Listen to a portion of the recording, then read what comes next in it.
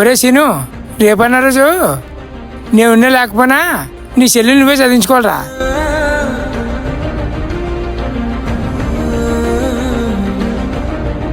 ఏరా శైలు, అన్నం తినేసావా? తినేసానన్నయ్యా, నువ్వు కూడా చేసే.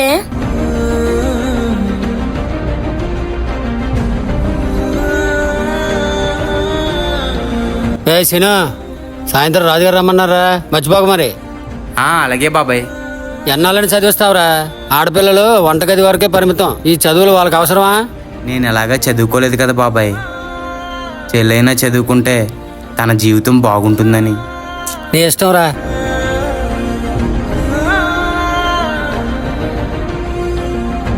అన్నయ్య, నేను స్కూల్కి వెళ్తాను అన్నయ్య. నువ్వు స్కూల్కి వెళ్ళి బాగా చదువుకో చెల్లి. నిన్ను నేను చదివించుకుంటాను చెల్లి.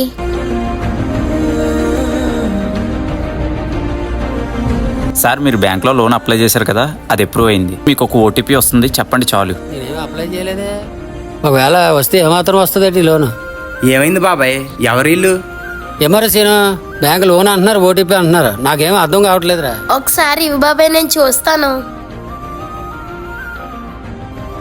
ఇదొక స్కామ్ బాబాయ్. ఈ లింక్ నొక్కి ఓటీపీ చెప్పావంటే నీ బ్యాంక్ అకౌంట్ లో ఉన్న డబ్బులన్నీ పోతాయి.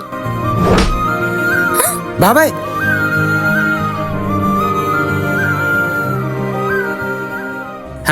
చూసావా బాబాయ్? ఎవరో తెలియని ఇలాంటి మోసగాళ్ళనే నమ్మేశావు. మన ఇంటి ఆడపిల్ల చదువుతుందంటే నమ్మలేకపోయావు. ఈ చదువులు వాళ్ళకి అవసరమా? ఒక అబ్బాయి చదివితే ఆ ఒక్క ఇల్లే బాగుపడుతుంది, కానీ ఒక అమ్మాయి చదివితే ఊరు మారుతుంది, దేశం మారుతుంది, రేపటి తరం ఆలోచన విధానమే మారుతుంది. ఆడపిల్ల చదువు ఒక భారం కాదు బాబాయ్, ఈ సమాజానికి దొరికిన అతిపెద్ద వరం. ఒక తరం మారాలంటే ఒక ఇల్లు మారాలి, ఒక ఇల్లు మారాలంటే ఆ ఇంట్లో ఉన్న అమ్మాయి చదవాలి. ఆడపిల్లల అక్షరాస్యతే ఈ దేశానికి అసలైన స్వాతంత్రం. చదివిద్దాం బాబాయ్, చరిత్రను మార్చే శక్తి వాళ్ళలో ఉంది.